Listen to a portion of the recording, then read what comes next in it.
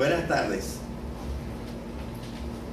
Esta es la cuarta sesión del grupo que está viendo el cursillo Crítica del Pensamiento Trascendente, con énfasis en la literatura bíblica.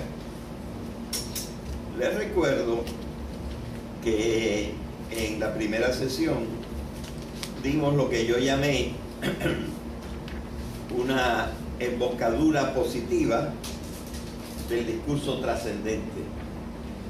Es decir, íbamos a hablar de lo que hay de trascendente de una forma positiva, porque en estas críticas que yo voy a hacer hay algunas cositas un poco duras de asimilar, que a veces pueden incluso descorazonar a la gente si no las entienden bien. Y yo no quería empezar con las cosas más duras. Así que por eso hice una embocadura positiva que tenía algo de testimonial y algo de, sin querer probarlo todavía, pero dar como el sabor de qué cosa podía ser un discurso trascendente. Y hablamos de un salmo, ¿verdad?, que dice: he buscado tu rostro, tratando de encontrar el significado profundo de... Entonces, la segunda sesión se dedicó a explicar una cosa que yo llamo las formas del pensamiento, porque si no nos damos cuenta de que hay por lo menos tres formas de pensamiento que se pueden llamar legítimas, entonces no podemos comprender la trascendencia.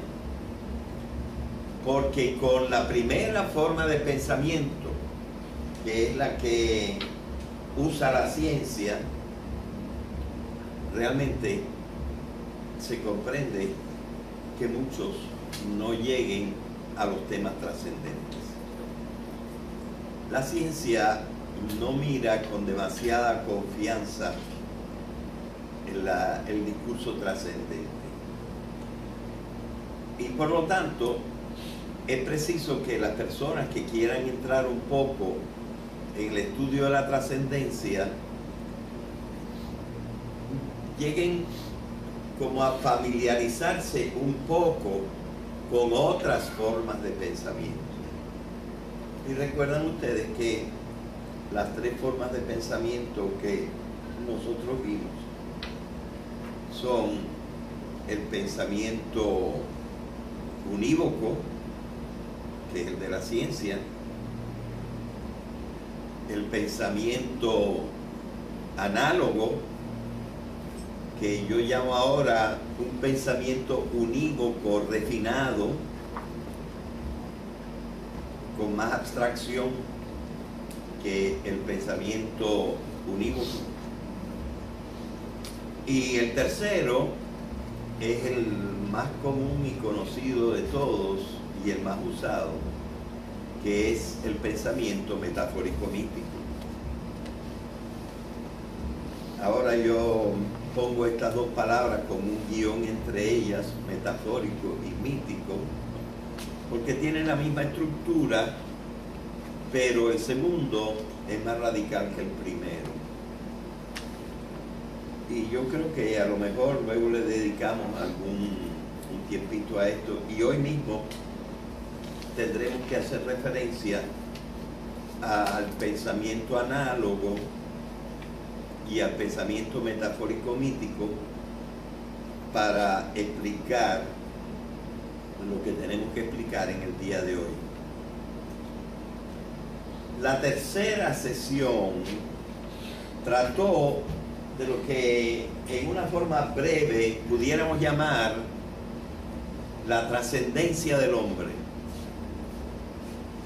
Es decir, el hombre es un ser tan diferente, tan superior a los demás seres del cosmos, porque aparentemente, a menos de que haya por ahí los alienígenas, que entonces tendríamos que poner quizá a nuestra propia altura, no hay ningún otro ser en el universo que piense y que ame en una forma plena. Así que el hombre trasciende el resto de la creación. Y esto es lo que realmente tratamos de mostrar y de hacer creíble y lógico en la tercera sesión. Y constituye el primer tipo de trascendencia, que yo dividí en dos, la trascendencia. Esta trascendencia, digamos que está tomada la palabra en un sentido bastante moderado, porque a nadie se le oculta que nosotros estamos plenamente en la realidad en que está el resto del cosmos. Nosotros somos seres que nos paseamos en este planeta y que miramos con admiración el resto del cosmos como otros elementos y otros constituyentes de la gran creación. Y todavía habría muchas cosas, pero yo creo que si hablamos por lo menos del cosmos que ya está identificado como real, que es este en el que nosotros vivimos, no cabe duda que el hombre es realmente trascendente, porque piensa y ama, y nadie más lo hace en el universo. Así que es algo bien especial. Y algo dijimos en la clase pasada, en la sesión pasada, acerca de esto. Por lo tanto, según la invitación que yo di para este cursillo, ahora nos tocaría, yo dividí el 2 y el 3 con estos nombres. El 2 decía, el tema de la trascendencia, el 3 y el 4. Los dos empiezan con la misma frase. Dos conceptos de trascendencia. Pero el 3 dice, A, la trascendencia del hombre con respecto al cosmos. Es un ser diferente en el cosmos. Y el número 4 dice también dos conceptos de la trascendencia. Y aquí dice, en la página que yo mandé por internet, B, un ser que trasciende el cosmos físico, la trascendencia absoluta. Pero en el día de hoy yo voy a modificar ligeramente esta manera de proponerlo. Y voy a decir que la trascendencia de que yo voy a hablar es la trascendencia de algo de que nosotros hablamos y no está en este cosmos habitual en que nosotros vivimos. Y aunque hay un cúmulo de cosas que pudieran ser examinadas bajo ese título, o este más corto que yo puse aquí, lo que trasciende el cosmos físico, sería bueno precisarlo por lo menos en dos temas. Entonces trataremos uno primero y el otro después, pero trataré de incluirlos ambos en esta clase. Y el primer tema, bueno, el orden verdadero sería: 1. Hay un ser absoluto que trasciende el cosmos físico.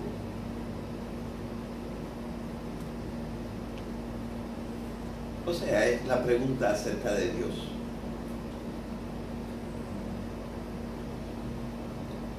Y el segundo sería, ¿tendremos existencia después de la muerte?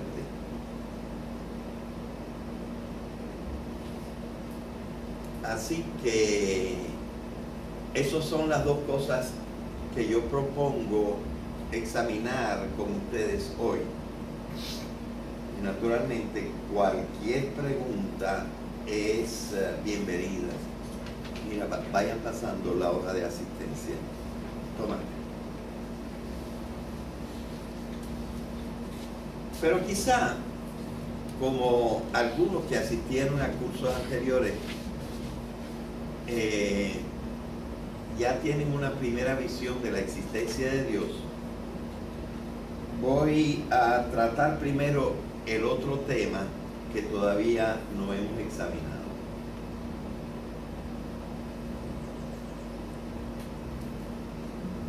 ¿Cuánta gente de una y otra confesión, de un y otro credo, piensa que no todo acaba cuando nosotros nos morimos? Entonces, eso quiere decir que alguna forma de existencia, que no sé si llamarla vida o cómo llamarla, pero alguna forma de existencia se postula como real después de la muerte. Y es un tema que interesa a muchísima gente, ¿verdad? Porque parece que nos va mucho en esto, que no se trata de que todo termina cuando nos morimos. Así que yo propongo tratar primero este tema. Es verdad que cuando nosotros nos morimos seguimos con alguna forma de existencia. Lo creían hasta los griegos, ¿verdad? Que decían que nos íbamos a un lugar, todos, los buenos y los malos, nos íbamos a un lugar que se llamaba el Hades, que mete miedo. Podíamos pasar, porque lo que pasaba en la barca de Caronte era nada más nuestra alma, y nuestra alma no pesaba. Pero entonces en el Hades, que también podríamos llamar el infierno, aunque era un infierno en el cual no en todas sus partes se sufría, en ese Hades se vivía una cierta vida disminuida, porque ordinariamente no salíamos de ella. Ni siquiera Perséfone pudo salir cuando Orfeo la fue a buscar y volvió a caer en el Hades. Así que muchísima gente creía, y en el Antiguo Testamento también se propone. En el Antiguo Testamento se iba a los infiernos también, aunque todavía en el Antiguo Testamento no se hablaba del infierno como este lugar de castigo en que van los condenados. Pero Jesucristo precisamente, al morir, tuvo que descender, según los evangelios, a los infiernos. Descendit ad inferos, y pasó allí 3 días. Bueno, porciones de 3 días, porque fue unas poquitas horas del primer día, el viernes que murió, porque a las 6 de la tarde ya era el sábado, y el sábado duró hasta las 6 de la tarde del próximo día. Y luego hubo unas horas hasta las 5 o 6 de la mañana que habría resucitado.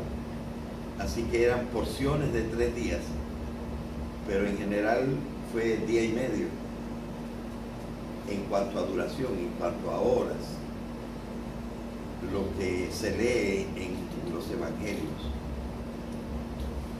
Pero pasó esas horas en los infiernos.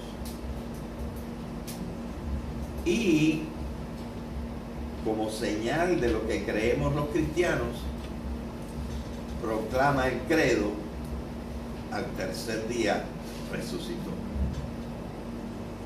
dando así una firme confianza de que Él fue el primero de los que resucitó, y detrás de Él todos resucitarán. Así que el cristianismo es uno de los fuertes creyentes en la resurrección. Los judíos se dividían en dos. Los fariseos creían en la resurrección y que por lo tanto la vida se restablecería después de la muerte en algún momento para todos, o para algunos a veces, para los buenos. Y los saduceos, secta a la cual estaban afiliados los sacerdotes en su mayoría, creían que eso de la resurrección era un cuento reciente y falso. De hecho, en ningún libro de los bien antiguos de la Biblia, del Antiguo Testamento, se habla de la resurrección. En los únicos libros que se hablan de la resurrección son algunos escritos de libros judíos, escritos después del año 180, más o menos, antes de Jesucristo. En especial, los libros de los Macabeos, que son 4, pero solamente 2 de ellos están admitidos en la Biblia. Así que hay esta creencia. Y esta creencia también la tienen evidentemente los budistas en otra forma. Porque según ellos,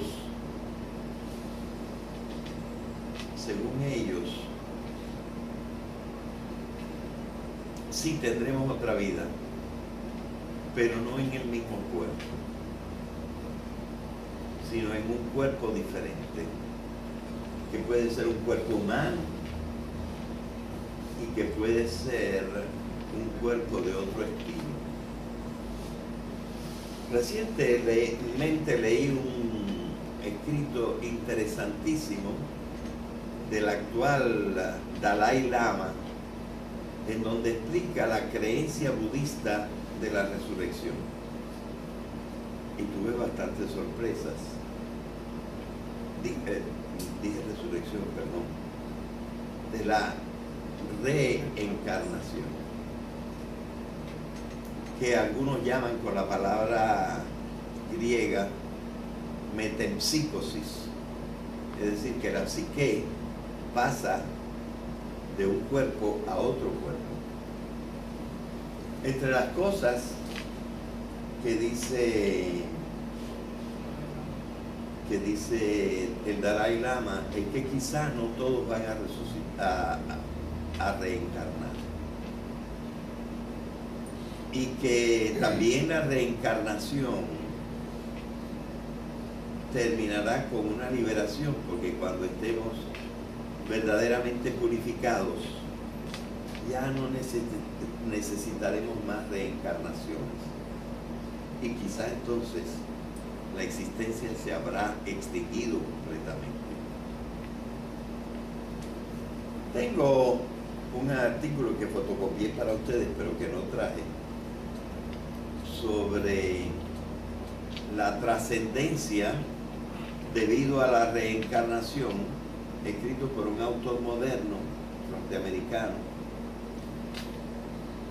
y él creyente en el budismo. Y se encuentra uno con muchas sorpresas, y lo que me pareció interesante y que quizá comentemos algún día es cómo esta visión de la reencarnación, sí considerada como trascendente, sin embargo no conserva lo que yo he tratado de proponer en un cursillo anterior, tratando de armonizar la idea de una sobrevida, de una existencia posterior, que no conflija con las certidumbres que nos ha explicado la ciencia. Ellos tienen algunas cositas, o en esta explicación hay algunas cositas que serían entonces criticables por lo menos por mí, lo que tienen mi opinión sobre la trascendencia, que no sería igual a la trascendencia en la forma en que yo trato de explicarla. Así que este es el tema, y ciertamente hay muchos otros en el mundo que también piensan que habrá una vida después de la vida. Entonces, tenemos que entrarle al tema, porque es una convicción muy generalizada. Entonces, nosotros tendríamos que preguntarnos cómo vamos a hacer ese análisis. Y yo creo que para hacer ese análisis, lo primero que tenemos es que recordar aquella segunda sesión en que nosotros explicamos las tres formas de pensamiento. Porque si nosotros aceptamos como único tipo de pensamiento válido el pensamiento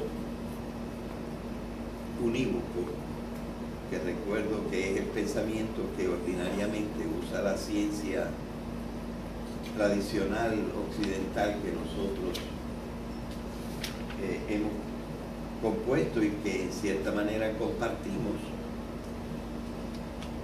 entonces no sería posible. No sería posible. Si nosotros miramos solamente el pensamiento unívoco que nos propone una biología compuesta de átomos, pero con el principio de la vida, pero vemos que el metabolismo es algo en que simplemente la materia del cosmos en el tiempo nos atraviesa. Eso es el metabolismo. El metabolismo es que entran en nosotros, que ya estamos constituidos como seres, organismos vivos, entran en nosotros en forma de alimento, en forma de oxígeno, en forma de bebida, de agua, de radiación. Entran los elementos de la materia y de la energía. Algunos de estos elementos materiales son absorbidos por nuestras células. Y al mismo tiempo el torrente sanguíneo se lleva otros desechos de las células que son eliminados por diversos sistemas. De manera que lo que ocurre durante todos los años de nuestra vida es que la materia del universo, la materia común del universo, nos atraviesa. Lo único que permanece es la estructura de las células, de las células que no mueren. La organización. Dime. La organización. La organización. La organización, la estructura, sí. Es lo que permanece. Pero la materia que está organizada en esas estructuras cambia. De manera que nosotros realmente materia nuestra no tenemos. Nuestra materia es provisional. Nunca he podido dar con algo seguro acerca de cuánto tiempo ciertos átomos o ciertas moléculas permanecen en nosotros. Hay gente que dice que a los 7 meses ya no tenemos ni pizca de la materia que tuvimos antes de ese periodo. Nunca he podido saber exactamente cuál es la velocidad de ese metabolismo. Pero lo cierto es que la materia no es nuestra. La estructura es nuestra, pero a la muerte la estructura desaparece.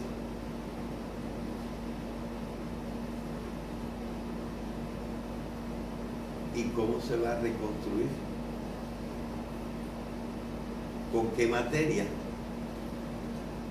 Con toda la que ha pasado por nosotros. Serían casi unos planetas. ¿Verdad? Entonces, ya no queda ni la materia que nunca fue nuestra, ni la estructura. Y este es el tipo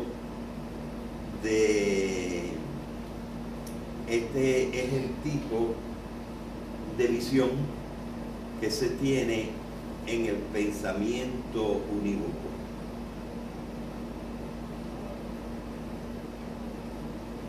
Este pensamiento yo no lo llamaría falso. Quizá lo podríamos llamar más que falso, lo llamaría parcial. Lo llamaría parcial. Ya alguna alusión hemos hecho que en estos elementos que desaparecen, cuando desaparece el organismo, desaparecen sus funciones. Y sus funciones superiores son pensar, emocionarse, tener memoria y decidir amar. Pero si desaparece el organismo y estas funciones mentales superiores son solamente eso, funciones del organismo, entonces no tenemos que plantearnos que una parte de nosotros subsistiría, que llamamos el alma. Y entonces la desaparición sería total. Porque también nosotros dijimos que en cierta manera hablar del alma es concebir al ser humano como dual, como compuesto de dos cosas independientes. Pero saber que el pensamiento no es independiente del cuerpo. Pensamos porque nuestro cerebro está vivo y hace unas conexiones maravillosas. Y la verdad es que, por lo menos nuestra experiencia de ver a los difuntos, es que ya no pueden pensar ni pueden amar. Lo que llamamos los cadáveres. Así que esta es una posición hasta donde llega la ciencia, hasta donde puede observar la ciencia. Y por lo tanto, la ciencia, con raras y honrosas excepciones, más bien elimina la idea de una posible trascendencia.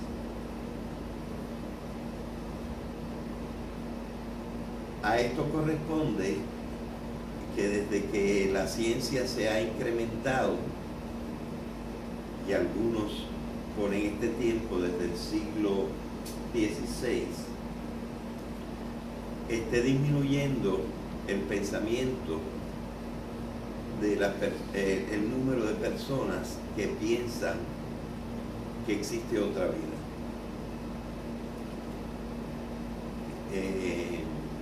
Es al mismo tiempo una época en que ha ido aumentando un ateísmo que tiene verdaderos visos de científico, pero científico en el sentido de que también está limitado por los límites de la ciencia. La ciencia no tiene manera, en su estado actual, la ciencia no tiene manera de reflexionar sobre la trascendencia, sobre la vida después de la vida. No hay forma. Hay algunos que se atreven a decir cosas acerca de la vida después de la muerte.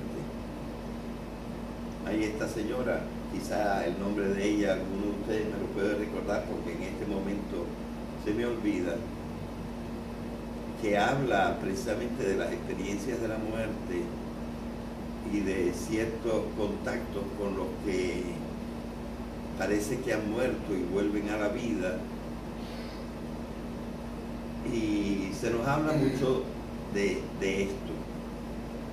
Pero en realidad, vamos a decir que el mainstream, perdonen la palabra inglesa, el mainstream de la ciencia deja de lado este tema.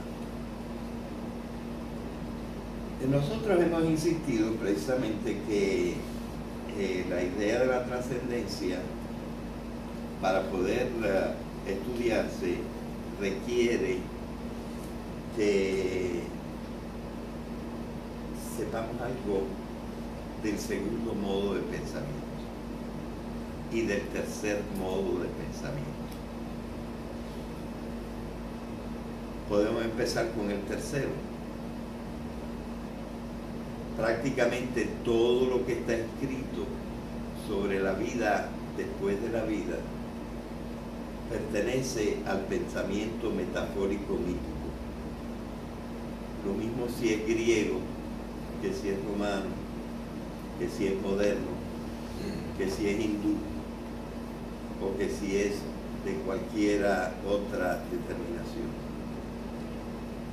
Está elaborado con el pensamiento metafórico y con el pensamiento mítico.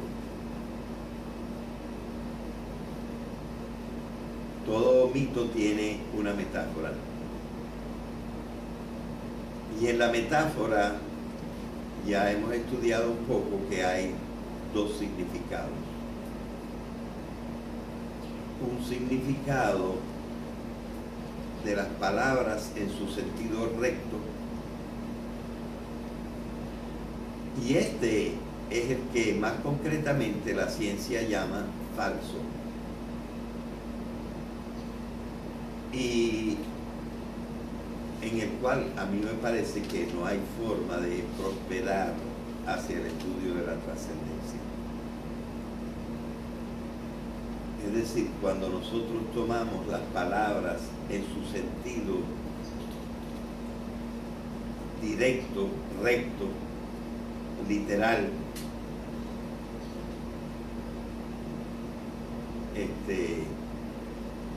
es imposible sostenerlo.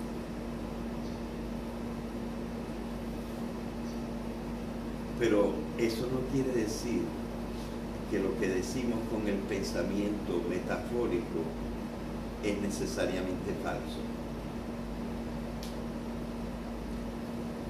Y hay evidentemente diversos sistemas que se han construido con las creencias religiosas, que tratan de exponer una forma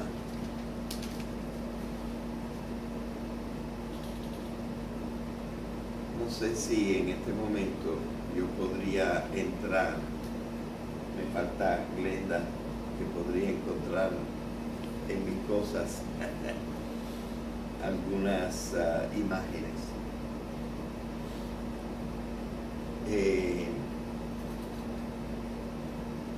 Para explicar un poquito la dificultad de encontrar la verdad en el pensamiento metafórico, no es imposible, pero es difícil.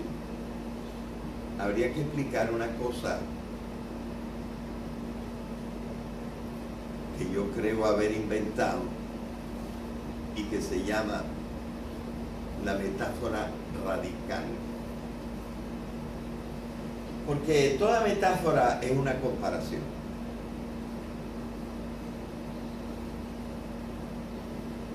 Y en esta comparación, las cosas que comparamos tienen que tener algunas cosas que sean comunes. No todo tiene que ser común, pero algunas cosas tienen que ser comunes para que nosotros podamos compararlas. ¿Ok? Algunos científicos, filósofos del siglo XX, creo poder mencionar a Katz y Fodor, dos autores que a menudo han trabajado juntos, se han explicado el pensamiento y han hablado de los elementos del pensamiento y les han dado un nombre. Y estos nombres los han llamado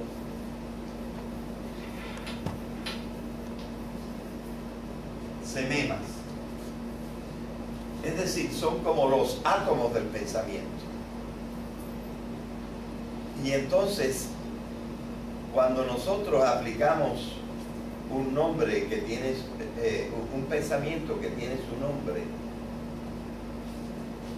a una cosa y también a su vecina, nosotros encontramos que comparten ciertos sememas. El gran lingüista Noam Chomsky toma, por ejemplo, para explicarlo fácilmente, un concepto, un nombre que tiene muy pocos sememas, para que nosotros veamos de qué están compuestos. Y él coge la palabra bachelor en inglés, y en esta palabra él encuentra que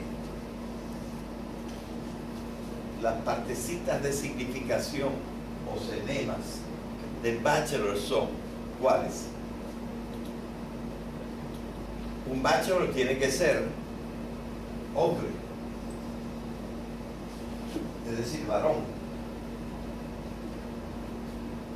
Un bachelor tiene que ser adulto, porque a los niños nosotros no los llamamos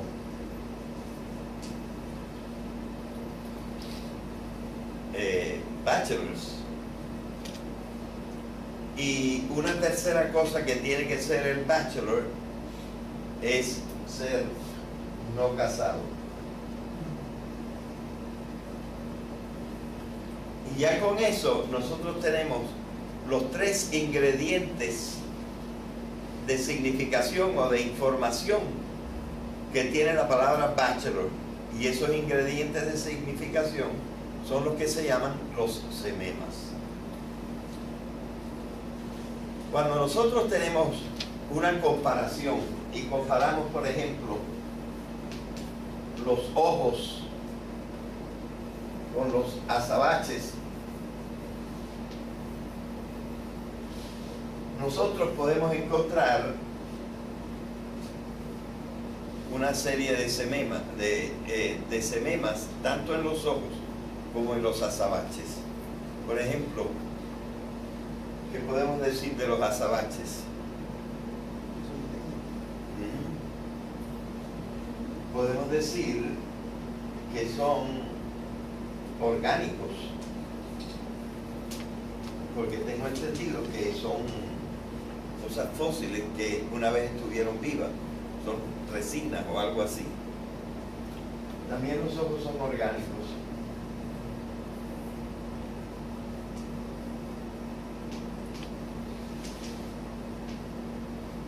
Nosotros podemos decir que los ojos son brillosos.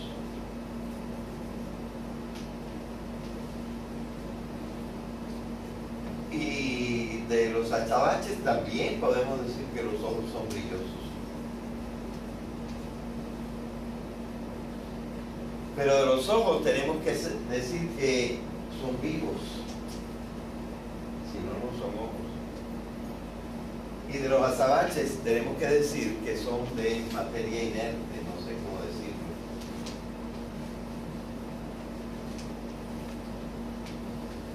De los ojos podemos decir que son o azules o morenos o negros, etcétera. Y de los azabaches podemos decir que son negros. Y así sucesivamente nosotros podemos decir que son pequeños.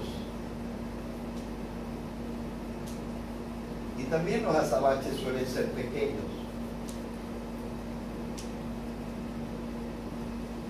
Los ojos es de lo más apreciado que nosotros tenemos.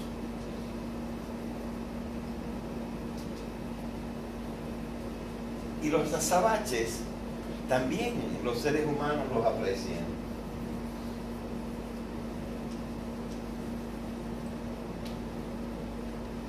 Y aunque estos son en cierta manera blandos, estos son duros.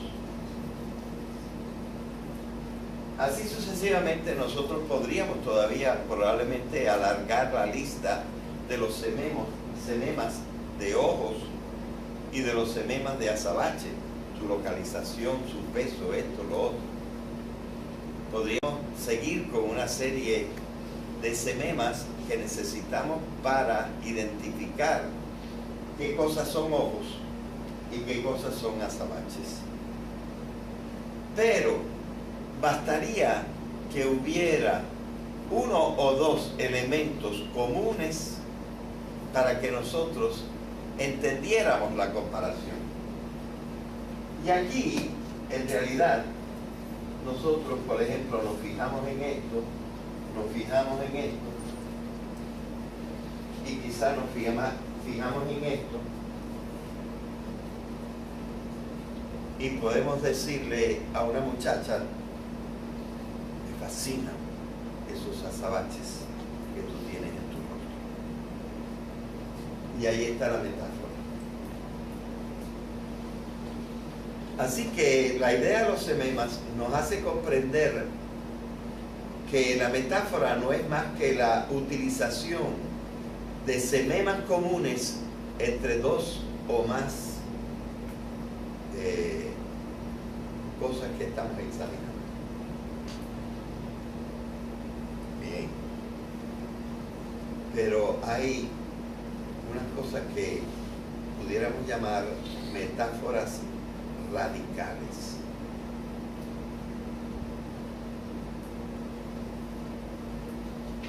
Y voy a poner una metáfora radical. Una metáfora radical, mira a ver si me está siguiendo con la...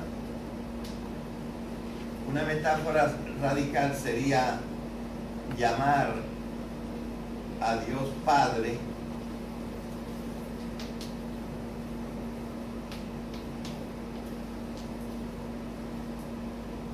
y hablar del Padre humano.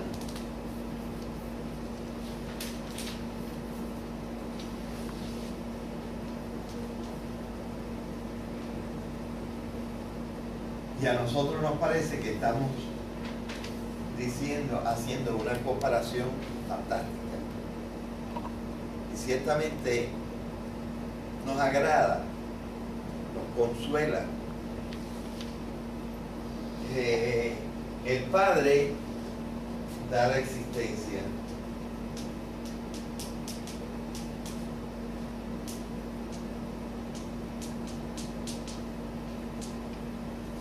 El Padre se piensa como bondadoso.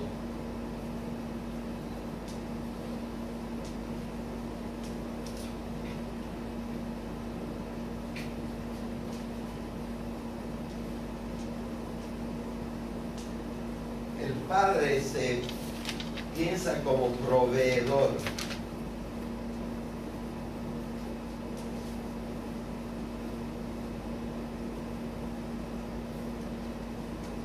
Ordinariamente pensamos en el Padre como masculino, en Dios, e igualmente y necesariamente en el hombre. Es decir, se ha tomado al Padre humano en sus sememas para construir una imagen de Dios. Esta metáfora yo la llamo radical por esto. Nosotros podemos constatar que el Padre humano da la existencia. Podemos constatar que muchos padres, los que realmente merecen ese nombre, son bondadosos. Podemos constatar que, menos los que no pagan, ¿cómo se llama eso? Asumen. ¿Ah? Asumen. Son proveedores. Y que el Padre necesariamente es masculino. Pero, ¿de dónde sacamos nosotros y cómo podemos constatar que Dios dio la existencia? ¿Cómo podemos constatar que Dios es bondadoso? ¿Cómo podemos constatar que Dios es proveedor? ¿Y de dónde sacamos que Dios es masculino?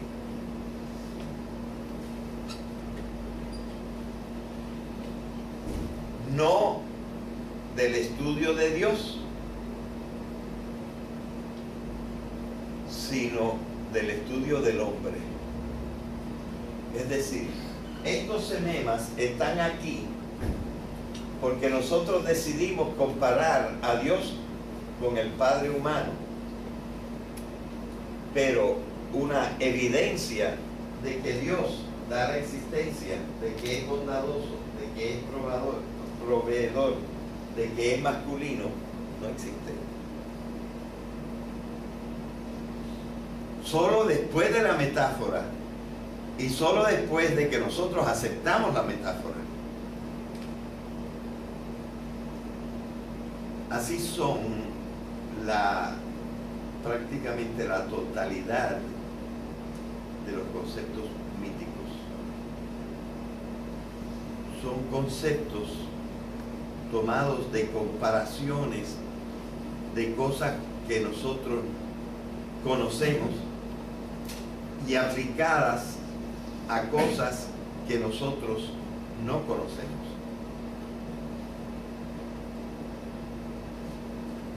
Así que por esa razón la persona acostumbrada al pensamiento científico se traba y dice, este discurso no puede mostrar sus evidencias.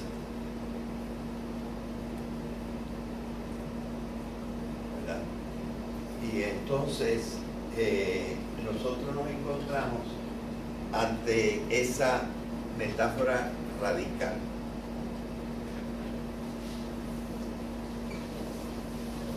Entonces nosotros tenemos que decir, y claro, esto a menudo, y esa historia la voy a hacer quizá, si Dios quiere, en otra sesión más adelante,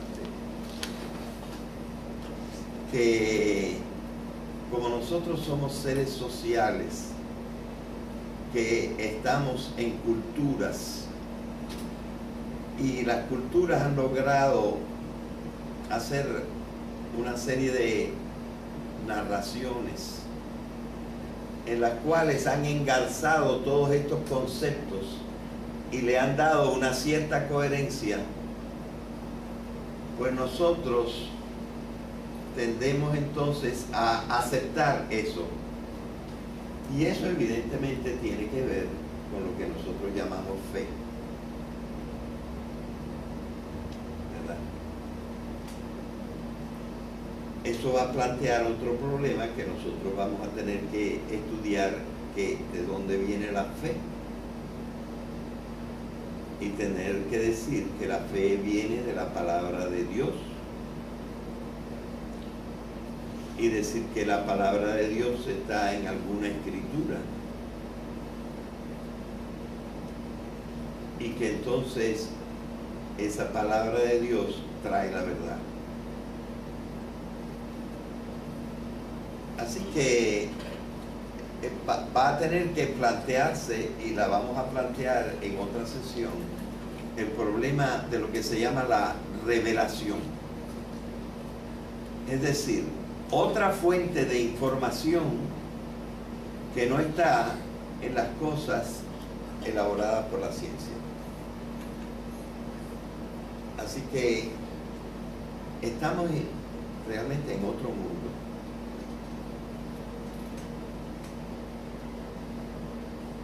En la segunda sesión que nosotros tuvimos y que hablamos de las formas de pensamiento, decíamos que si las personas no son completamente irracionales, las cosas que dicen con el mito tienen que tener una significación, y que esa significación debe tener un mínimo de coherencia. Y entonces nosotros podríamos pensar que nosotros pudiéramos descubrir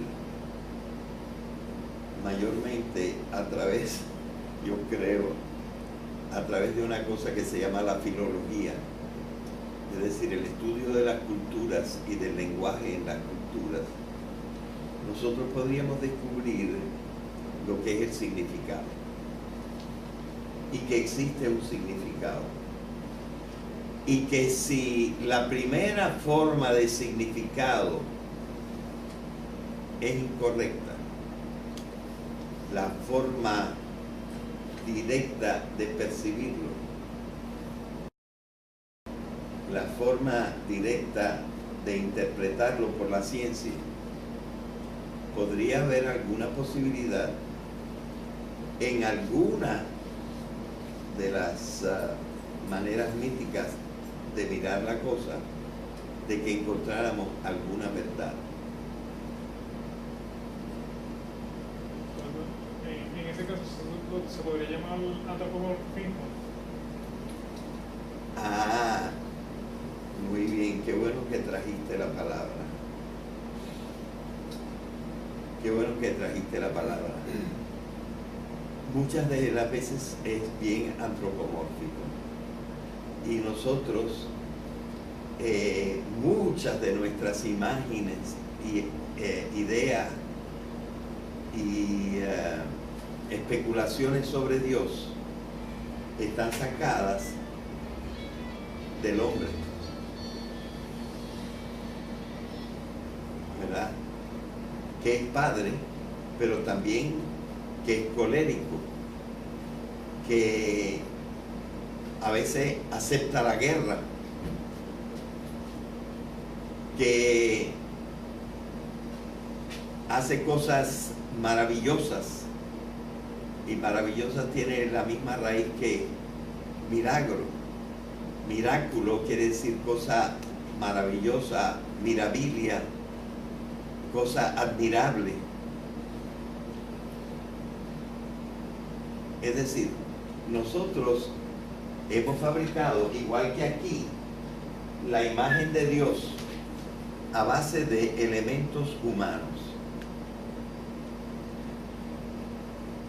Ahora bien, recientemente me fue sumamente agradable y iluminador leer un libro de un filósofo de la biología. Este filósofo de la biología se llama Hans Jonas. Jonas con J. Hans Jonas.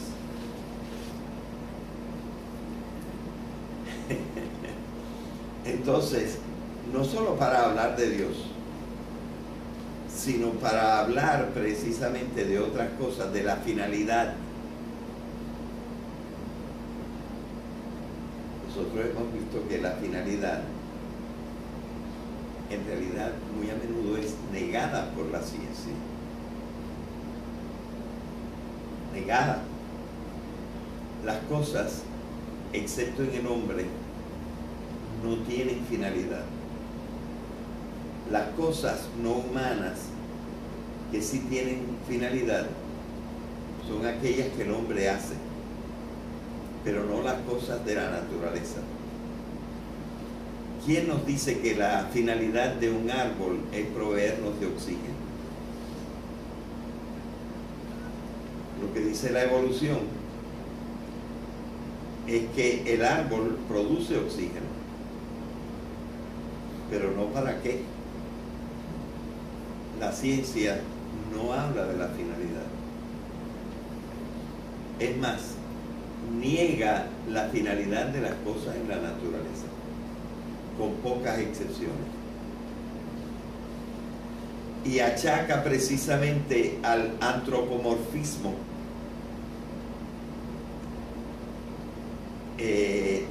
la atribución de finalidad a las cosas. Pero dice Hans Jonas, le voy a agregar un pedacito a Hans Jonas porque esto no lo dice él, pero yo creo que se supone. Si nosotros en la actualidad vemos la naturaleza como un fenómeno emergente, en que la química sale de la física, la biología sale de la química, la psicología sale de la biología, la sociología sale de la psicología, la conciencia es la parte más alta de la psicología, y lo último que aparece y lo más alto que aparece es la ética. Es decir, hay este proceso emergente en la evolución. Y precisamente los últimos de esos estadios, el estadio del pensamiento, de la conciencia y del amor, solamente están en el hombre. Cuando nosotros pensamos en un ser superior al hombre, ¿qué mejor manera puede haber que afirmarnos en el antropomorfismo? Es decir, ¿por qué va a ser una mejor representación de Dios un triángulo que un viejo con barbas? Después de todo, en el viejo con barbas hay pensamientos, hay sentimientos, hay otras cosas. ¿Y por qué nosotros vamos a comparar al Ser Supremo con las cosas más elementales del universo. Lo más lógico es ser antropomorfo, es tener un pensamiento antropomorfo, si este ser va a ser un ser superior. Me parece una gran idea. Y las metáforas son muy a menudo antropomórficas, aunque en ciertas metáforas más primitivas, en vez de venir de un dios, venimos de un tigre o de una lechuza. No creo que sean maneras superiores. Y decir que es un triángulo con un ojo o 3 puntos, o ¿cómo le llaman a ese? Un toro se llama, de eso que... el infinito. ¿Cómo? Sí, del infinito o algo por el estilo. ¿Por qué eso va a ser una mejor comparación con Dios que el hombre?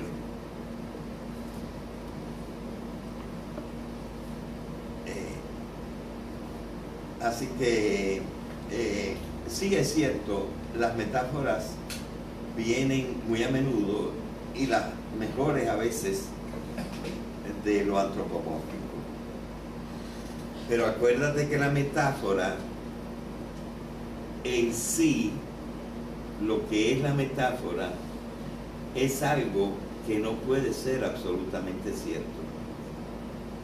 Porque la metáfora y hasta todo signo tiene como naturaleza esencial suya, el signo tiene como naturaleza esencial suya lo que se llama la alteridad. Es decir, todo signo es una cosa otra que aquello que representa.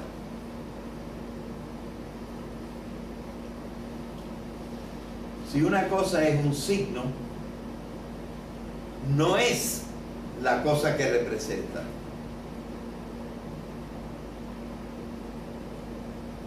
Es otra cosa que se le parece.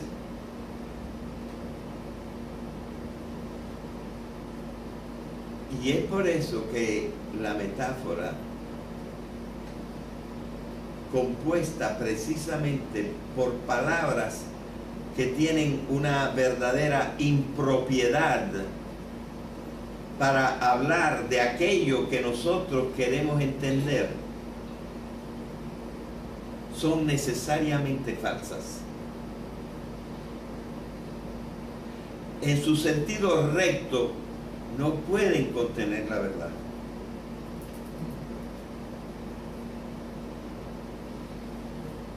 Y entonces tenemos que decir que si tienen alguna verdad es en el sentido oblicuo.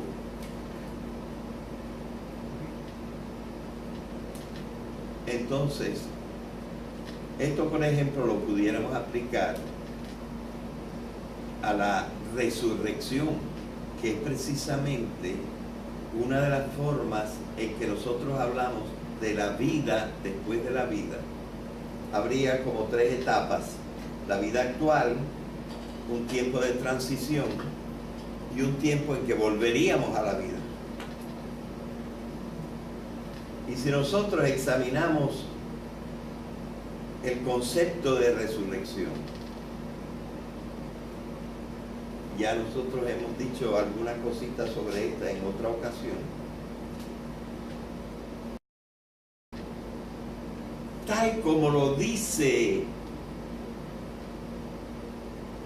tanto la narración bíblica como la explicación teológica, usando metáforas y comparaciones,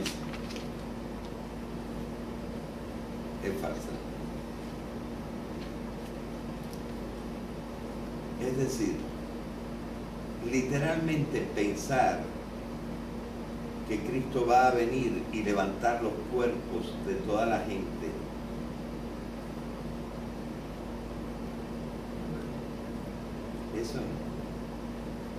Eso en realidad no es la resurrección.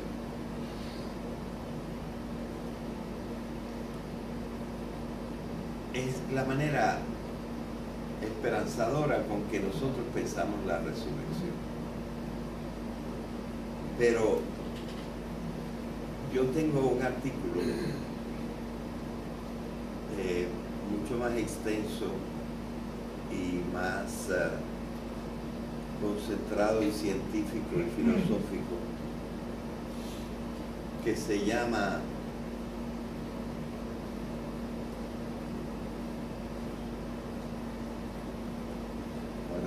el nombre exacto, sí, se llama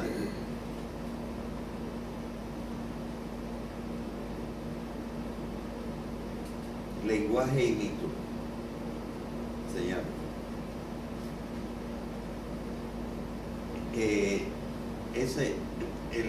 Solo el artículo ese habría que explicarlo en un cursillo el solo, ¿verdad? Y yo tengo muchísimas otras cosas como el mito, sobre el mito, algunas de las cuales quizás vamos a incluir todavía en este cursillo. Si tú querías decir algo, Montalvo. Volviendo otra vez al lenguaje metafórico, es que a veces no veo lo mismo. ¿No ves? Sí, pero déjame concluir. Una metáfora que todo el mundo sabe. Esas perlas que tú guardas con cuidado y tan lindo estuche de peluche rojo. Sí. Pero lo entendemos la comparación perfecta de esto, es bien sencillita, pero y lo oblicuo. Bueno, allí lo oblicuo es la boca con sus dientes. Y eso sí existe. Porque lo que tú estás hablando es de perlas, de estuche, de peluche. Peluche rojo. Es una metáfora. Esa es una canción bien preciosa. Esas perlas que tú guardas con cuidado en tan lindo estuche de peluche. Está hablando de la boca de su amada. Sí. Era cuando las canciones eran superiores. En el tiempo de nosotros. Sí, allí el sentido recto de las palabras que tú estás diciendo son una perla, un estuche, y el color rojo de blando, etcétera. Y también dice que tú guardas con cuidado. Exacto. Hay un mensaje ahí grandísimo. Sí. Eso es la parte recta de la metáfora. Y está aludiendo a otra cosa que en realidad no es eso. No es eso. Es una boca y tiene dientes y tiene una bella forma, igual que las perlas. Comparten unos cuantos sememas, pero no es lo mismo. Así que, como tú ves, tanto en esa metáfora como en las otras, el sentido recto de una metáfora es siempre falso. Y el sentido oblicuo de la metáfora puede ser verdadero.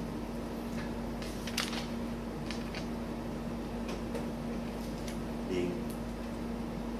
Entonces, evidentemente, la resurrección, si tiene un sentido oblicuo, tiene que ser diferente que la reconstitución de las células y la reconstitución de la vida en quién sabe qué materia que no es nuestra. Tiene que ser otra cosa.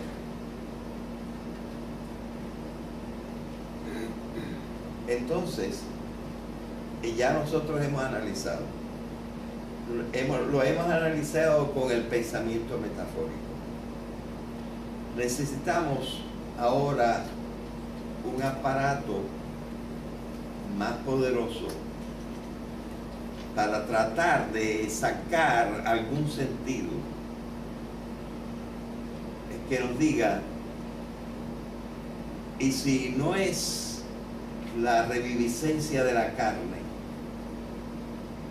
¿qué es? ¿Qué es la resurrección?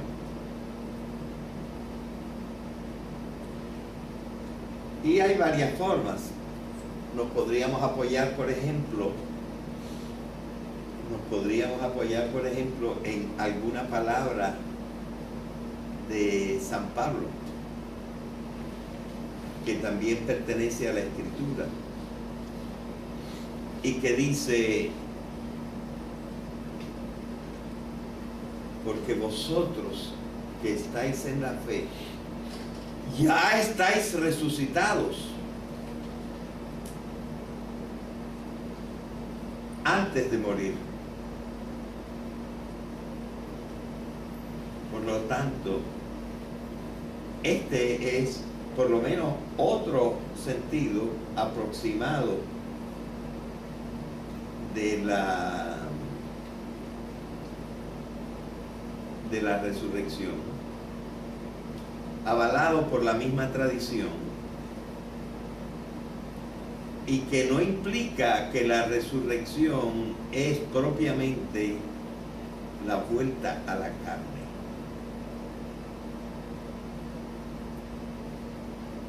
Sino parece ser más bien una nueva dimensión de la existencia. Y esa nueva dimensión de la existencia es la que debemos estudiar. Probablemente es una dimensión de la existencia donde se alcanzan quizá todavía funciones tan elevadas como el pensamiento y el amor.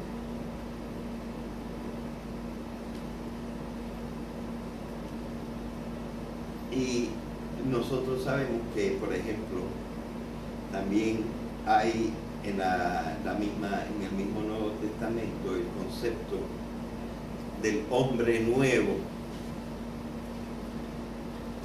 concepto que tomó literalmente también el Che Guevara, diciendo que nosotros, si queremos salvarnos, si queremos redimirnos de esta civilización opresora, tenemos que construir un hombre nuevo. Es decir, nosotros tenemos que redirigir nuestros pensamientos y tenemos que redirigir nuestros amores, no esperando para ello la otra vida. Es en esta vida donde vale estar resucitados. Con lo cual se refuerza un poco la idea de la unidad del universo. Ya estamos en la verdadera vida, solo que quizá algunos tenemos dimensiones en la vida que otros todavía no tienen. Es sin embargo necesario negar una prolongación en algún sentido de la existencia después de la muerte. Yo creo que no. Yo creo que no. En una forma muy simpática, no recuerdo si en el libro sobre la vejez o en otro libro de Cicerón. Cicerón dice: Yo prefiero pensar que hay otra vida. Porque la gente se burla de mí porque yo pienso que hay otra vida. Y puede ser que haya otra vida y puede ser que no la haya, dice Cícero. Si no la hay, nadie se podrá reír de mí del otro lado. Si la hay, yo me podré reír de los que decían que no la había.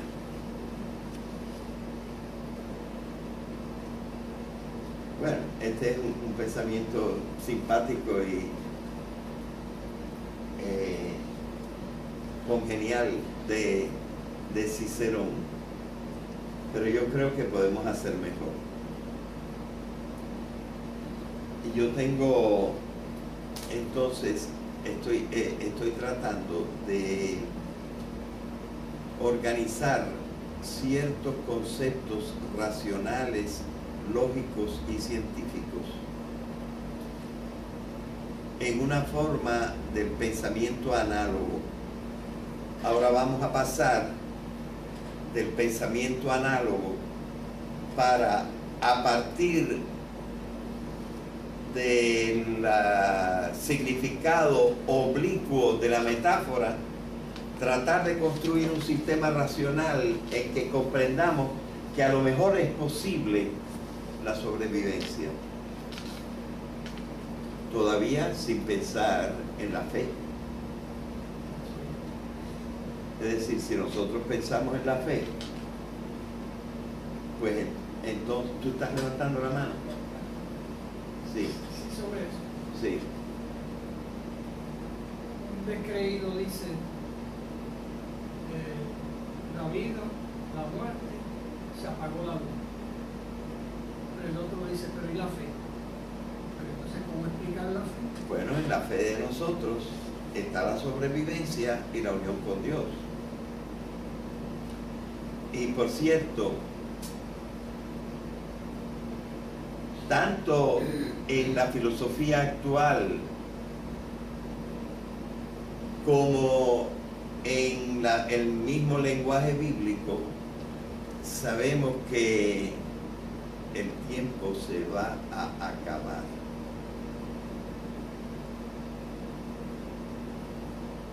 El tiempo a lo mejor no es eterno o infinito. No es infinito. El tiempo el tiempo infinito no es lo mismo que la eternidad. El estudio de la eternidad, que ahora se replantea como lo que existía antes del primer Big Bang, es de una naturaleza diferente al del tiempo que fluye. Es el no cambio, ¿verdad? Entonces hay que tomar en cuenta la eternidad, y la trascendencia puede ser de pasar del tiempo a la eternidad, y esto evidentemente merecería explicarse incluso más de lo que yo puedo hacer, por lo menos en el día de hoy, sin prepararme más. Pero yo tengo una especie de analogía que es, como decimos, una especie de refinamiento, o hasta cierto sentido una extrapolación del pensamiento y de un sistema científico que podría explicar quizá la sobrevivencia en algún estilo, en una dimensión que fuera, por ejemplo, eterna y no temporal. Y esto se basa para mí en el concepto de síntesis. El concepto de síntesis es un concepto no solamente filosófico, sino también un concepto científico. Y más en el concepto científico que en el concepto filosófico de síntesis. La síntesis tiene una cualidad a todos los niveles, porque hay síntesis físicas, hay síntesis químicas, hay síntesis biológicas, hay síntesis psicológicas, hay síntesis conscientes, hay síntesis morales. Es decir, la síntesis es un elemento emergente de la realidad que va cambiando, pero en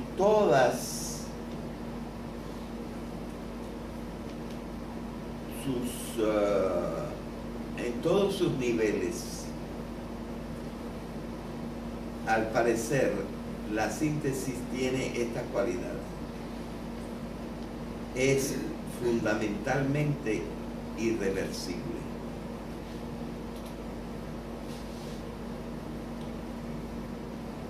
Una vez yo le dije esto a una mujer que tenía un grado, no sé si doctoral en ciencia, y me dijo: ¿y qué hay de la hidrólisis? En la hidrólisis el agua puede disolverse, pudiéramos decir desintetizarse y convertirse de nuevo en hidrógeno y oxígeno, pero no totalmente. No totalmente. Y la energía tampoco puede volver toda a lo que era antes. Es decir, los procesos de síntesis son irreversibles. ¿Y qué cosa es esa síntesis ascendente?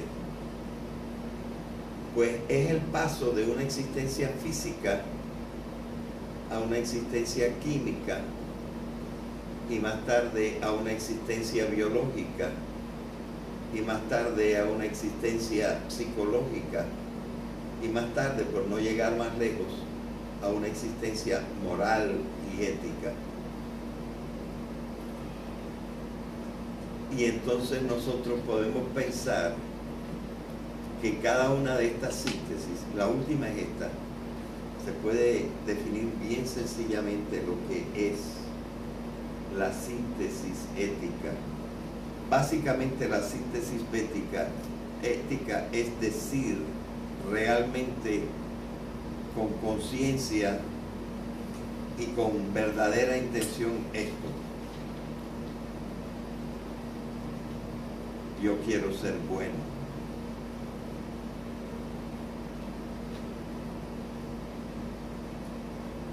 Y ser bueno significa concordar, afirmar, aceptar y desear que la realidad sea como es.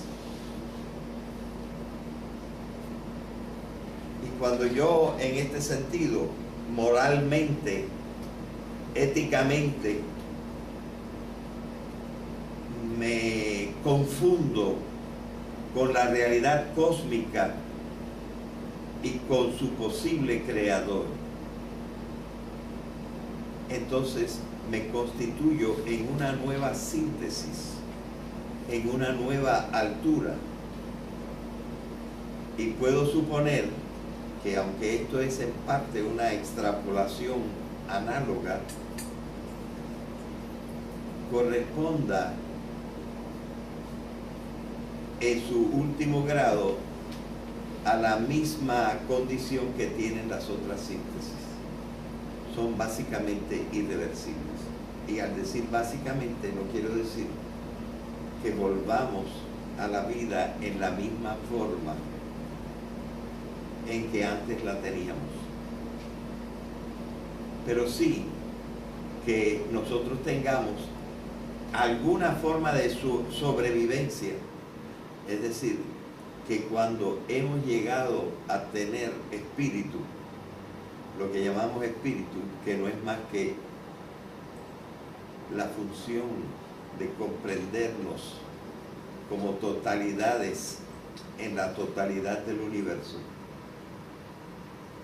Esto quizá lo tendríamos que explicar con más detalle. Estaríamos hablando quizá en otro sentido de lo mismo que tan bellamente dijo Quinto Horacio Flaco cuando en uno de sus odas dijo: non omnis moriar, no moriré del todo.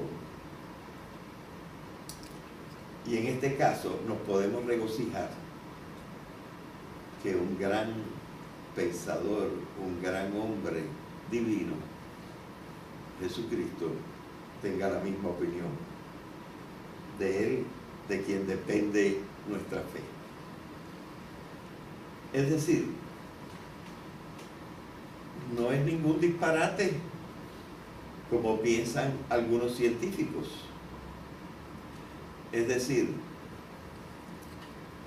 evidentemente que el hombre no está preparado para comprender ciertas cosas y que tiene que usar unas formas oblicuas para llegar a sus ideas y a sus conclusiones. Pero estas ideas y estas conclusiones parecen hasta más racionales que sus contrarias. Y entonces yo no tengo por qué sentir ningún tipo de inferioridad delante de una persona que nada más ha aprendido a usar el pensamiento unívoco. Es decir, yo puedo ver que es posible, cuando entendemos lo que es el pensamiento mítico, lenguaje en el cual está expresada la fe, que nosotros saquemos una verdadera enseñanza de este pensamiento mítico, no por el camino del significado recto de las palabras, que ya sabemos que no puede ser. No sé si terminé aquel pensamiento de que toda metáfora está basada en la alteridad.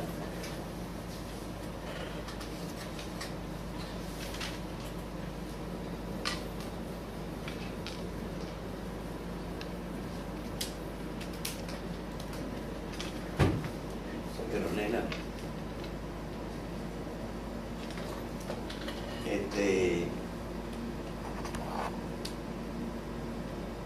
alter quiere decir otro.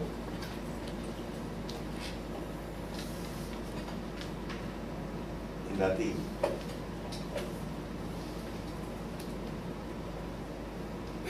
Entonces no nos podemos escandalizar que al no tener el lenguaje apropiado para hablar de las cosas trascendentes, nosotros tengamos que recurrir a la metáfora.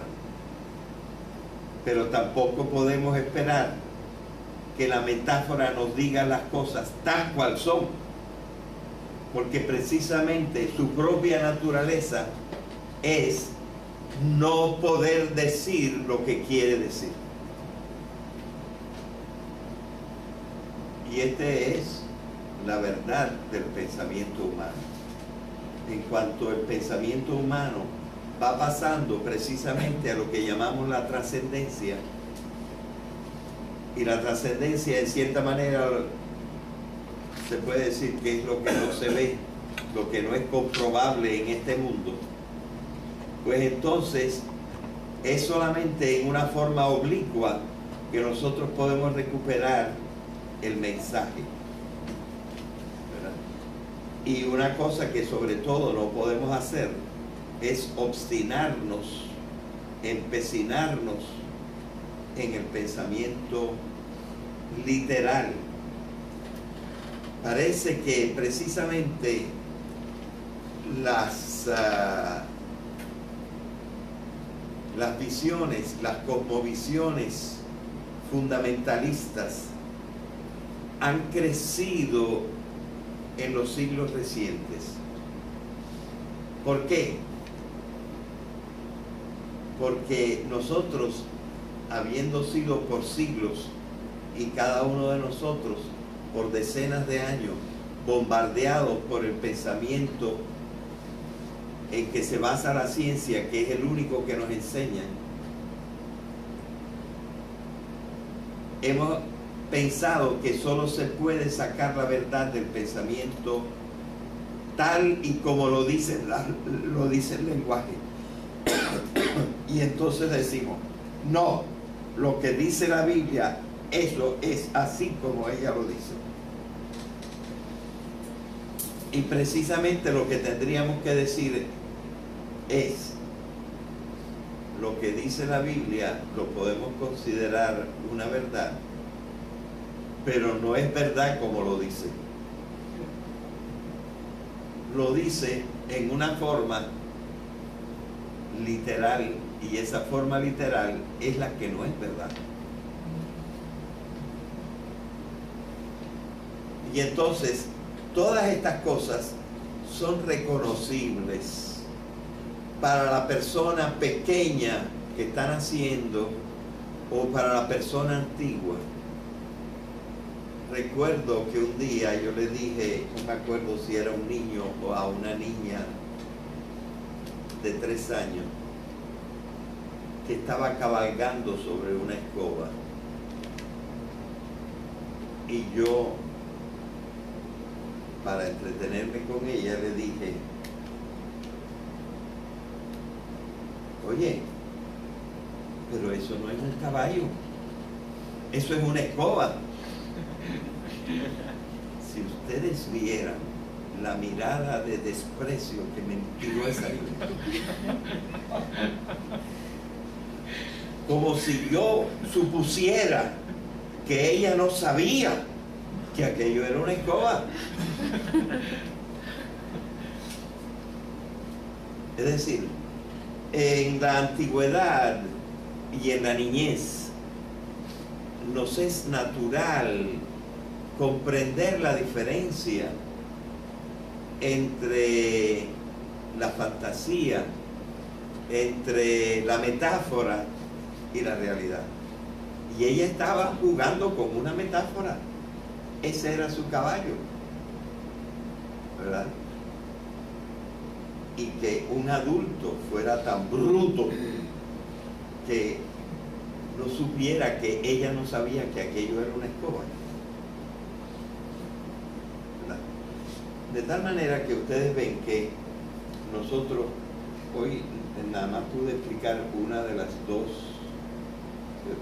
aludir, ¿verdad?, a una de las dos cosas, ¿verdad?, que si tendremos una existencia después de la muerte, y cómo nosotros podemos pensar que tanta justificación hay para decir que sí, como para empecinarse si creemos que solamente existe el pensamiento unívoco, en que porque no lo podemos investigar por la ciencia, no es verdad. Lo cual es declarar a la ciencia y al pensamiento la verdadera divinidad y sus límites, los límites de la realidad. Nos faltó, y tendrá que ser objeto de otro estudio,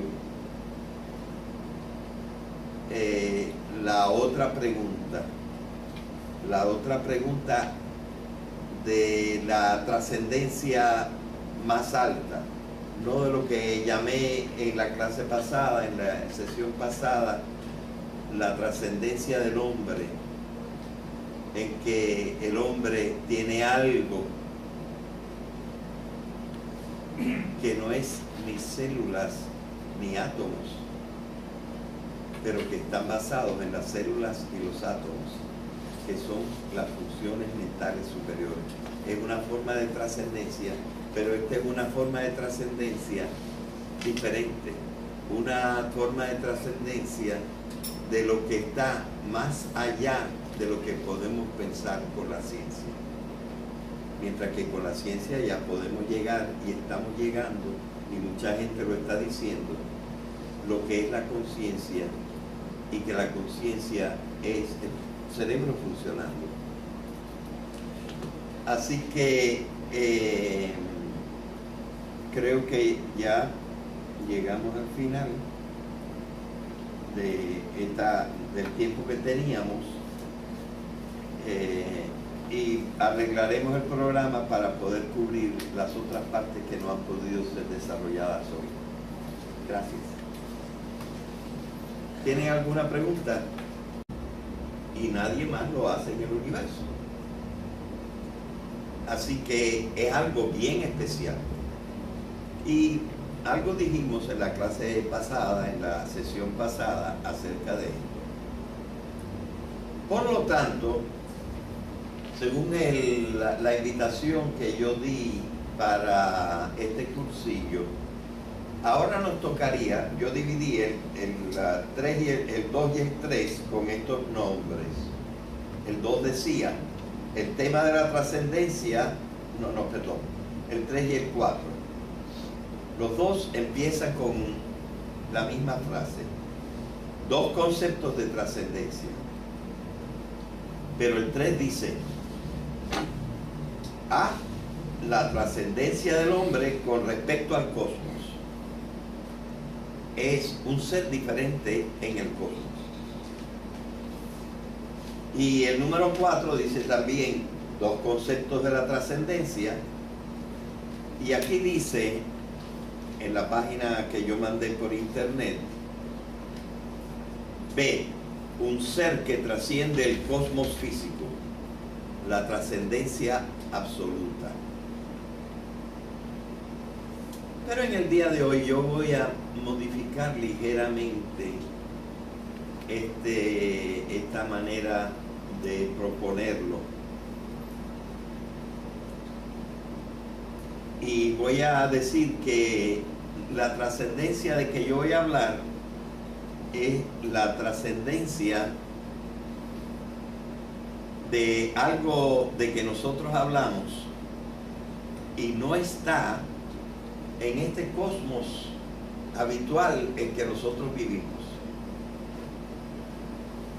Y aunque hay un cúmulo de cosas que pudieran ser examinadas bajo ese título, o este más corto que yo puse aquí, lo que trasciende el cosmos físico, sería bueno precisarlo por lo menos en dos temas. Entonces trataremos uno primero y el otro después, pero trataré de incluirlos ambos en esta clase. Y el primer tema, bueno, el orden verdadero sería: 1. Hay un ser absoluto que trasciende el cosmos físico.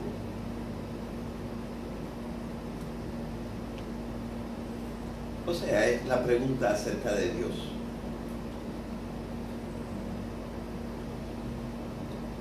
Y el segundo sería: ¿tendremos existencia después de la muerte?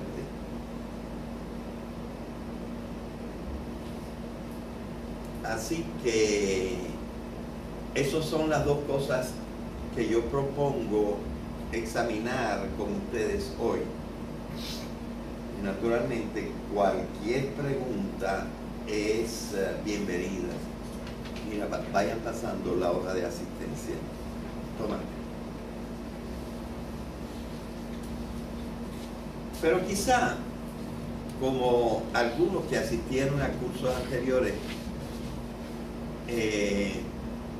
ya tienen una primera visión de la existencia de Dios, voy a tratar primero el otro tema que todavía no hemos examinado.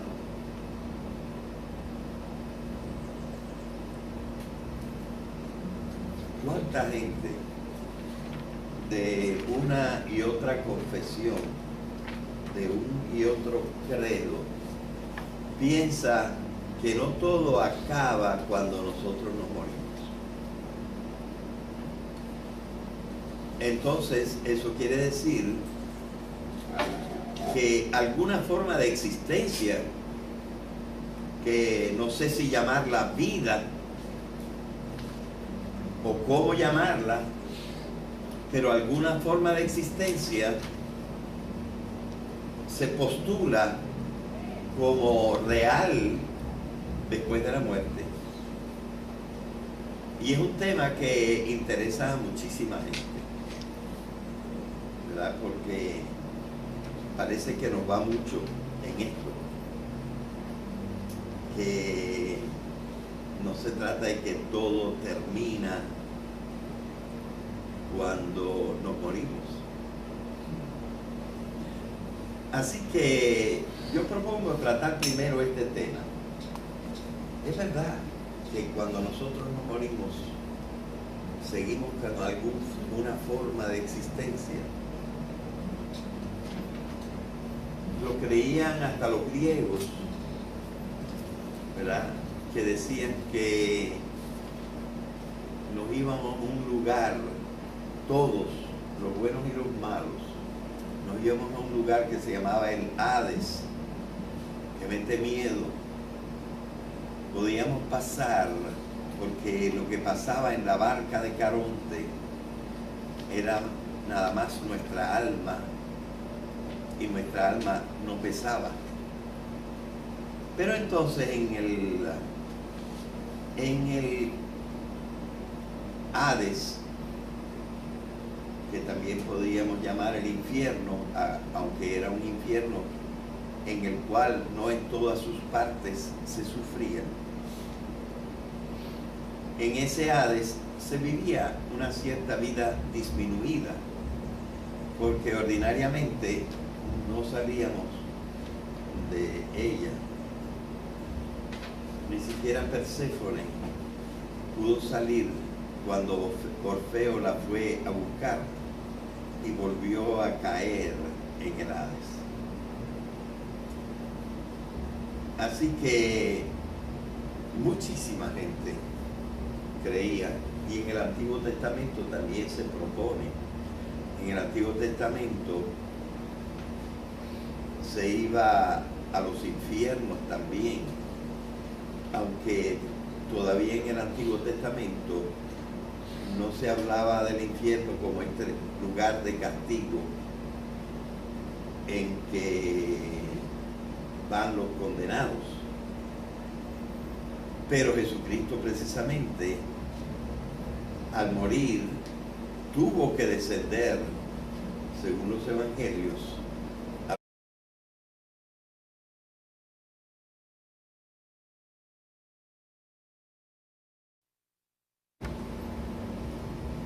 Buenas tardes. Esta es la cuarta sesión del grupo que está viendo el cursillo Crítica del Pensamiento Trascendente, con énfasis en la literatura bíblica. Les recuerdo que en la primera sesión dimos lo que yo llamé una embocadura positiva del discurso trascendente.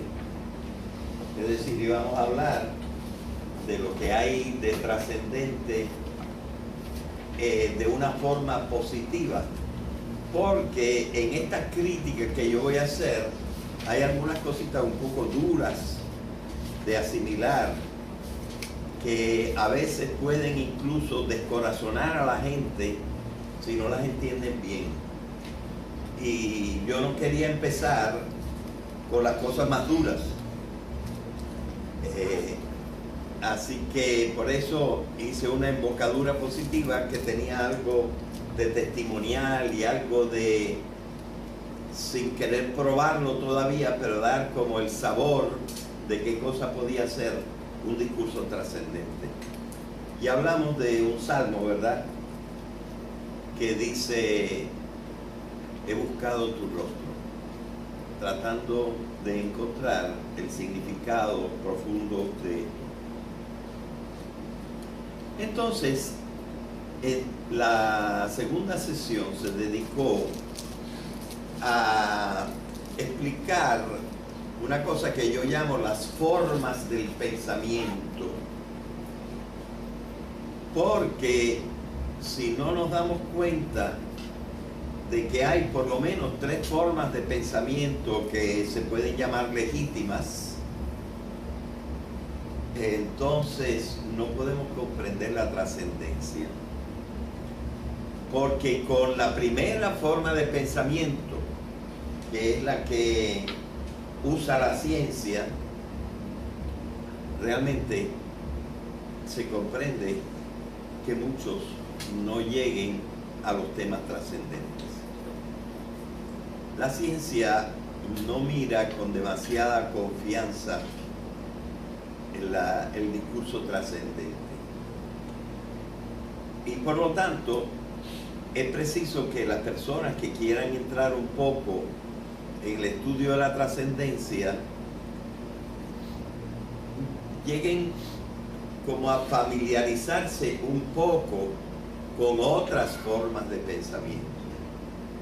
Y recuerdan ustedes que las 3 formas de pensamiento que nosotros vimos son el pensamiento unívoco, que es el de la ciencia,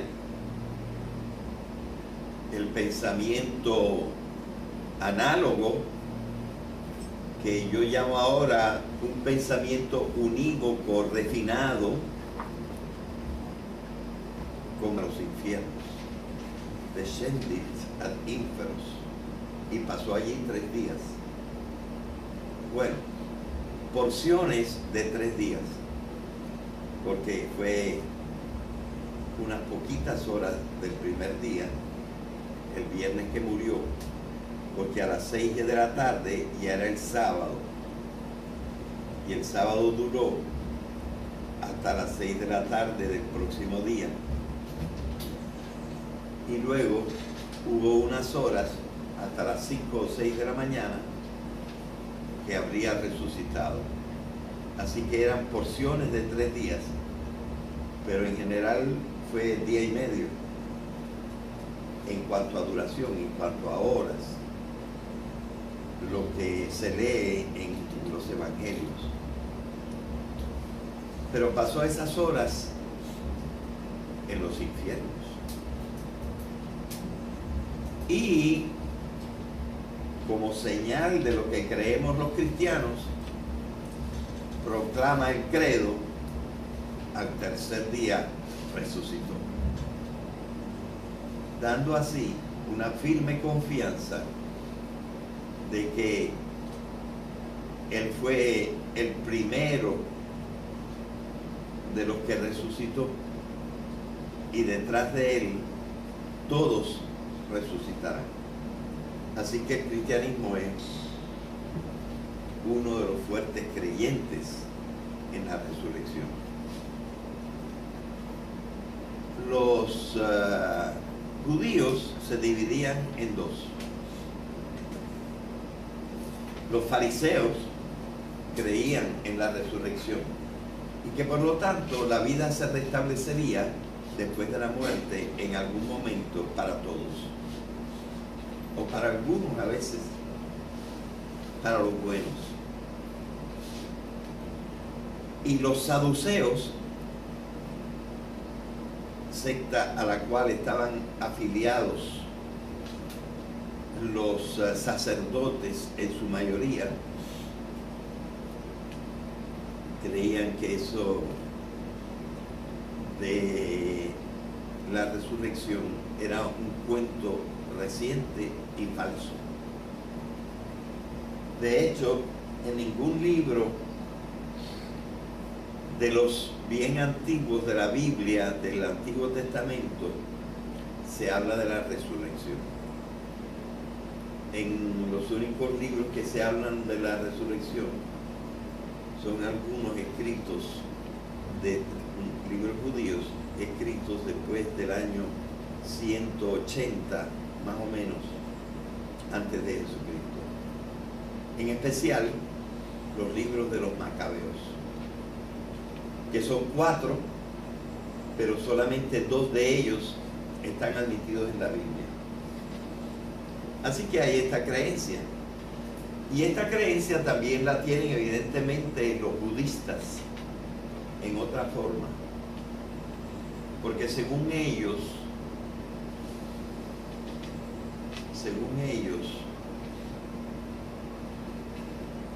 sí tendremos otra vez más abstracción que el pensamiento unívoco. Y el tercero es el más común y conocido de todos y el más usado, que es el pensamiento metafórico místico. Ahora yo pongo estas dos palabras con un guión entre ellas, metafórico y mítico, porque tienen la misma estructura, pero el segundo es más radical que el primero.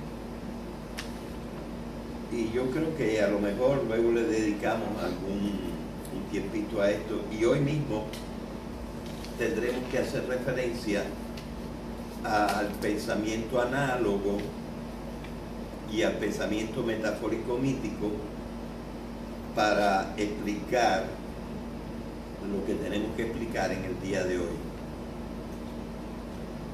La tercera sesión trató de lo que en una forma breve pudiéramos llamar la trascendencia del hombre. Es decir, el hombre es un ser tan diferente, tan superior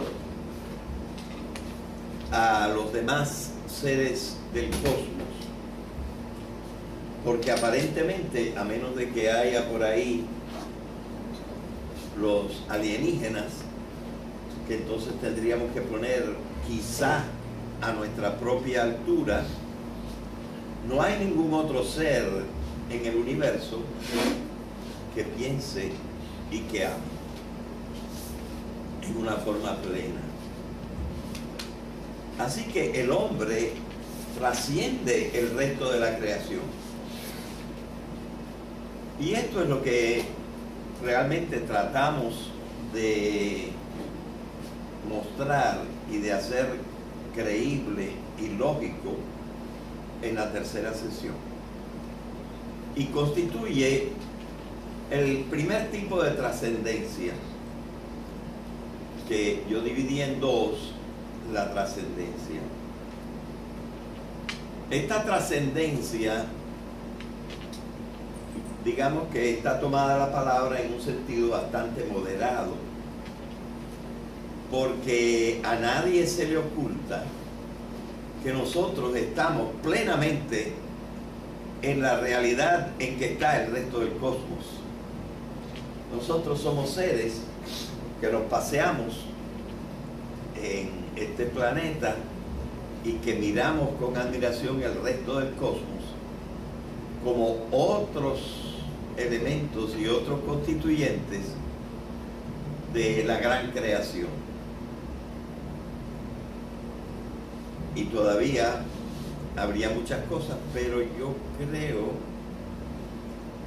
que si hablamos por lo menos del cosmos que ya está identificado como real, que es este en el que nosotros vivimos, no cabe duda que el hombre es realmente trascendente, porque piensa y ama